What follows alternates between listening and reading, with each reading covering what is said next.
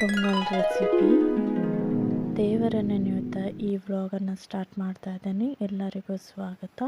ಎಲ್ಲರ ಮನೆಗೂ ಸಂಕ್ರಾಂತಿ ಹಬ್ಬಕ್ಕೆ ಪೊಂಗಲ್ ಮಾಡ್ತಾರೆ. ನಮ್ಮ ಮನೆಯಲ್ಲಿ ನಾವು ಅಕೇಶ್ನಲ್ ಆಗಿ ಪೊಂಗಲ್ ಮಾಡ್ತೀವಿ. ಹಾಗೆಯೇ ಸಂಕ್ರಾಂತಿ ಹಬ್ಬಕ್ಕೂ ಪೊಂಗಲ್ ಮಾಡ್ತೀವಿ. ನಮ್ಮ ಮನೆಯಲ್ಲಿ ಹೇಗೆ ಪೊಂಗಲ್ ಮಾಡ್ತಾರೆ ಅದರ ರೆಸಿಪಿ ಏನು ಅಂತಂದು ನಾನು ಇಲ್ಲಿ ವಿಡಿಯೋದಲ್ಲಿ ತೋರಿಸ್ಕೊಡ್ತಾ ಇದ್ದೀನಿ. ನಾನು ಇಲ್ಲಿ ಸಕ್ಕರೆ ಪೊಂಗಲ್, ಖಾರ ಪೊಂಗಲ್ ಹಾಗೆ ಸ್ವೀಟ್ ಪೊಂಗಲ್ ಎರಡೂ ಮಾಡ್ತಿರೋದ್ರಿಂದ ನಾನು 3 ಲೋಟ ಅಕ್ಕಿ, 2 ಮುಕ್ಕಾಲು ಲೋಟ ಬೇಳೆ ಹಾಕಿದ್ದೀನಿ. ನೀವು ಬರೀ ಖಾರ ಪೊಂಗಲ್ ಮಾಡೋದಿತ್ತಂದರೆ 1 ಲೋಟ ಅಕ್ಕಿ ಹಾಗೆಯೇ ಮುಕ್ಕಾಲು ಲೋಟ ಹೆಸರುಬೇಳೆ ತೊಗೊಳ್ಬೇಕು. 1 ಲೋಟ ಅಕ್ಕಿ ಹಾಗೆಯೇ ಮುಕ್ಕಾಲು ಲೋಟ ಹೆಸರುಬೇಳೆ ಬರೀ ಖಾರ ಪೊಂಗಲ್ಗೆ. ಇದನ್ನು ಅಕ್ಕಿ ನೀಟಾಗಿ ಚೆನ್ನಾಗಿ ತೊಳೆದ್ಬಿಟ್ಟು ಕುಕ್ಕರಲ್ಲಿ ಬೇಯಿಸಿಟ್ಕೊಳ್ಳಿ. ನಂತರ ಒಗ್ಗರಣೆಗೆ ತುಪ್ಪ ಹಾಕ್ಕೊಳ್ಳಿ. ಹಾಗೆಯೇ ಸಾಸಿವೆ, ಜೀರಿಗೆ, ಕರಿಬೇವು, ಈ ಥರ ಕಡಲೆಬೇಳೆ ಎಲ್ಲ ಬೇಡ, ಜಸ್ಟ್ 3 ಪದಾರ್ಥ ಹಾಕಿದರೆ ಸಾಕು. ಹಿಂಗನ್ನು ಹಾಕ್ಕೊಳ್ಳಿ. ಕಾಳು ಮೆಣಸು ಸ್ವಲ್ಪ ಜಾಸ್ತಿನೇ ಹಾಕ್ಕೊಳ್ಬೇಕು. ಒಬ್ಬರೊಬ್ಬರು ಗೋಡಂಬಿ ಹಾಕ್ತಾರೆ, ಅದು ನಿಮ್ಮ ಇಷ್ಟ. ಗೋಡಂಬಿ ಹಾಕೋದಿದ್ರೆ ಹಾಕ್ಕೊಳ್ಳಿ ಪೊಂಗಲ್ಗೆ. ನಾನಿಲ್ಲಿ ಏನು ಹಾಕಿಲ್ಲ. ಹಸಿಮೆಣಸು ನಿಮಗೆಷ್ಟು ಖಾರ ಬೇಕೋ ಅಷ್ಟು ಹಸಿಮೆಣಸನ್ನ ಹಾಕ್ಕೊಳ್ಳಿ. ಅರಿಶಿಣ ಹಾಕ್ಕೊಳ್ಳಿ. ಗೋಡಂಬಿ ಏನಂದರೆ ಇವಾಗಲೇ ಹಾಕ್ಕೊಂಡು ಹುರ್ಕೊಳ್ಬೇಕಾಗತ್ತೆ. ಈ ಪುಡಿ ಏನಂತಂದರೆ ಧನಿಯಾ ಹಾಗೆಯೇ ನಕ್ಷತ್ರ ಮೊಗ್ಗು, ಚಕ್ಕೆ ಹಾಗೆಯೇ 4 ಲವಂಗ ಹುರಿದು ಪುಡಿ ಮಾಡಿಟ್ಕೊಂಡಿರೋದನ್ನು ಹಾಕ್ಕೊಳ್ಬೇಕು. ಚೆನ್ನಾಗಿ ಫ್ರೈ ಮಾಡಿ. ಇದು ಸ್ವಲ್ಪ ಬಿಸಿ ನೀರನ್ನ ಹಾಕಿ ಸ್ವಲ್ಪ ಕುದಿ ಬರಬೇಕು. ಆ ಕುದಿ ಬರೋ ತನಕನೂ ನೀವು ಬೇಯಿಸ್ಕೊಳ್ಬೇಕು. ಆನಂತರ ಉಪ್ಪು ಹಾಕಿ ಚೆನ್ನಾಗಿ ಕೈ ಕದಡಬೇಕು. ಆಮೇಲೆ ನೀವು ಸ್ವಲ್ಪ ನೀರು ಹಾಕ್ಬಿಟ್ಟು ಕುದಿಯೋಕ್ಕೆ ಬಿಡಬೇಕು. ಆನಂತರ ಬೇಯಿಸಿರುವಂತಹ ಹೆಸರುಬೇಳೆ ಮತ್ತು ಅನ್ನನ ಸ್ವಲ್ಪ ಗಂಜಿ ಥರ ಮಾಡ್ಕೊಂಬಿಟ್ಟು ಚೆನ್ನಾಗಿ ಸ್ಮ್ಯಾಶ್ ಮಾಡಿ ಅದನ್ನು ನೀವು ಕುದ್ದಿರುವಂತಹ ಮಿಶ್ರಣದ ನೀರಿಗೆ ಹಾಕಿ ಕದಡಬೇಕು.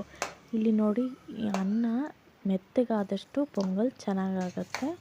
ಇಲ್ಲ ಅಂತಂದರೆ ಅನ್ನ ಗಟ್ಟಿ ಬಂದ್ಬಿಡುತ್ತೆ. ಹಾಗಾಗಿ ಮುದ್ದೆ ಆದಷ್ಟು ಪೊಂಗಲ್ ಚೆನ್ನಾಗಿ ಬರೋದ್ರಿಂದ ಜಾಸ್ತಿ ನೀರು ಹಾಕಿ ಬೇಯಿಸಿ ನೀವು ಅನ್ನ ಮತ್ತು ಹೆಸರುಬೇಳೆನ.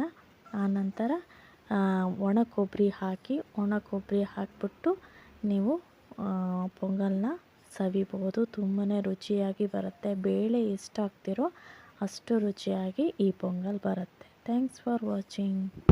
ಬದನೆಕಾಯಿ ಬಜ್ಜಿ ಮಾಡುವ ವಿಧಾನ. ಬದನೆಕಾಯಿ ಮೊಸರು ಬಜ್ಜಿ ಅಂತಾರೆ, ಆ ಥರದ್ದು ನಮ್ಮ ಮನೆಯಲ್ಲಿ ಪೊಂಗಲ್ ಟೈಮ್ನಲ್ಲಿ ಮಾಡ್ತಾರೆ. ಖಾರ ಪೊಂಗಲ್ ಜೊತೆಗೆ ಒಳ್ಳೆ ಕಾಂಬಿನೇಷನ್ ಆಗುತ್ತೆ ಈ ಬದನೆಕಾಯಿ ಅವರೆಕಾಳು ಬಜ್ಜಿ. ಅವರೆಕಾಳು ಮತ್ತು ಬದನೆಕಾಯಿ ಈ ಥರ ಚೆನ್ನಾಗಿ ತೊಳ್ಕೊಂಡ್ಬಿಟ್ಟು ಸ್ಲೈಸ್ ಮಾಡಿ ಹೆಚ್ಚಬೇಕಾಗತ್ತೆ. ಚೆನ್ನಾಗಿ ಸಣ್ಣದಾಗಿ ಹೆಚ್ಚಿದರೆ ನಿಮಗೆ ಬೇಗ ಬೇಯುತ್ತೆ. ಹಾಗೆ ನಾನು ಅವರೆಕಾಳನ್ನ ಬಿಡಿಸಿಟ್ಕೊಂಡಿದ್ದೀನಿ. ಇದನ್ನು ಅವರೆಕಾಳು ಸ್ವಲ್ಪ ಇರೋದ್ರಿಂದ ನಾನು ಸಪ್ರೇಟ್ ಪಾತ್ರೆಯಲ್ಲಿ ಹಾಕಿ ಬೇಯಿಸ್ಕೊಳ್ತೀನಿ. ಕುಕ್ಕರಲ್ಲಿ ಹಾಕ್ಬೋದಾಗಿತ್ತು, ಬಟ್ ಸ್ವಲ್ಪ ಇದೆ. ಹಾಗಾಗ್ಬಿಟ್ಟು ನಾನು ಸಪ್ರೇಟ್ ಒಂದು ಪಾತ್ರೆಯಲ್ಲಿ ಓಪನ್ ಆಗಿ ಬೇಯಿಸೋಕ್ಕೆ ಇಟ್ಕೊಳ್ತಿದ್ದೀನಿ.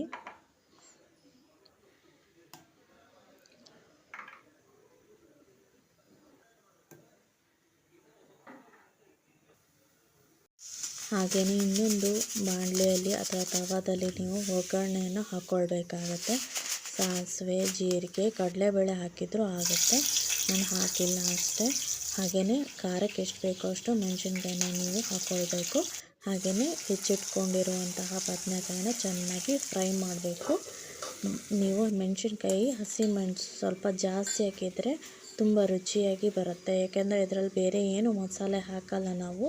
ಆ ಮೆಣಸಿನ್ಕಾಯಿ ಮಸಾಲೆನೇ ತುಂಬ ಟೇಸ್ಟಿಯಾಗಿ ಬರುತ್ತೆ. ಹಾಗೆಯೇ ಈ ಕಡೆ ಅವರೆಕಾಳು ನಂದು ಬೆಂದಿದೆ. ಹಾಗಾಗ್ಬಿಟ್ಟು ನೀವು ನಾನು ಅವರೆಕಾಳನ್ನ ಈ ಒಂದು ಬದನೆಕಾಯಿ ಮಿಶ್ರಣಕ್ಕೆ ಹಾಕಿ ಇನ್ನೊಂದು ಸರಿ ಬೇಯಿಸ್ತಾ ಇದ್ದೀನಿ.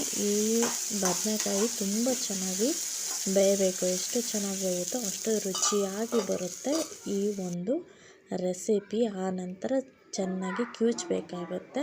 ಬದನೆಕಾಯಿ ಮತ್ತು ಅವರೆಕಾಳು ಚೆನ್ನಾಗಿ ಕಿವುಚಿದ ನಂತರ ಮೊಸರು ಹಾಕ್ಬಿಟ್ಟು ನಾವು ಕದಡಬೇಕು. ಆ ನಂತರ ಉಪ್ಪು ನಿಮಗೆ ಎಷ್ಟು ಬೇಕೋ ರುಚಿ ತಕ್ಕಷ್ಟು ಉಪ್ಪು ಹಾಕಿದರೆ ರೆಡಿಯಾಗುತ್ತೆ ಖಾರ ಪೊಂಗಲ್ಗೆ ಬೆಸ್ಟ್. ಹುಣಸೆ ಗೊಜ್ಜು, ಇದು ಖಾರ ಪೊಂಗಲ್ ಜೊತೆಗೆ ಕಾಂಬಿನೇಷನ್ ಆಗಿ ತಿನ್ನುವಂತಹ ಒಂದು ಪದಾರ್ಥ. ಹುಣಸೆಹಣ್ಣನ್ನು ನೆನೆ ಹಾಕ್ಕೊಂಡು ಚೆನ್ನಾಗಿ ರಸನ ಕೀಚ್ಕೊಂಡು ಅದನ್ನು ಚೆನ್ನಾಗಿ ಕುದಿಲಿಕ್ಕೆ ಬಿಡಬೇಕು. ಚೆನ್ನಾಗಿ ಕುದ್ದ ನಂತರ ಅದಕ್ಕೆ ಸಾಂಬಾರು ಪುಡಿ, ಖಾರಿನ ಪುಡಿ ಹಾಗೆಯೇ ಕರಿಬೇವು ಹಾಕ್ಬಿಟ್ಟು ಸ್ವಲ್ಪ ಬೆಲ್ಲ ಹಾಕಿದರೆ ಸಾಕು. ಒಗ್ಗರಣೆ ಹಾಕೋ ಅವಶ್ಯಕತೆ ಇಲ್ಲ. ಖಾರ ಪೊಂಗಲ್ ಜೊತೆಗೆ ಒಳ್ಳೆ ಕಾಂಬಿನೇಷನ್ ಆಗುತ್ತೆ. ಆನಂತರ ಒಂದು ಲೋಟ ಅಕ್ಕಿಗೆ 3/4 ಲೋಟ ಹೆಸರುಬೇಳೆ ಅಥವಾ 1 ಲೋಟ ಹೆಸರುಬೇಳೆ ಆದರೂ ಹಾಕಿ ಚೆನ್ನಾಗಿ ತೊಳೆದ್ಬಿಟ್ಟು ನೀವು 2 ಸರಿ ತೊಳೆದ್ಬಿಟ್ಟು ನೀವು ಕುಕ್ಕರಲ್ಲಿ ಜಾಸ್ತಿ ನೀರು ಹಾಕಿ ಅನ್ನಕ್ಕೆ ಇಡಬೇಕಾಗತ್ತೆ. ಏನಕ್ಕೆ ಅಂತಂದರೆ ನೀಟಾಗಿ ಹೆಸರುಬೇಳೆ ಮತ್ತು ಅನ್ನ ನೀಟಾಗಿ ಬೇಯಬೇಕಾಗತ್ತೆ. ಎಷ್ಟು ಚೆನ್ನಾಗಿ ಬೇಯುತ್ತೋ ಅಷ್ಟು ಚೆನ್ನಾಗಿ ಪೊಂಗಲ್ಲು ರೆಡಿ ಆಗುತ್ತೆ. ಹಾಗಾಗಿ ಸ್ವಲ್ಪ ಜಾಸ್ತಿ ನೀರು ಹಾಕಿ ನೀವು ಒಂದು ಕಡೆಗೆ ಬೇಯಿಸೋಕೆ ಇಟ್ಕೊಳ್ಳಿ. ಫಸ್ಟಿಗೆ ಒಂದು ಪಾತ್ರೆಯಲ್ಲಿ ನೀರು ಹಾಕ್ಕೊಂಡು ಬೆಲ್ಲನ ಕರಗೋಕ್ಕೆ ಬಿಡಬೇಕು.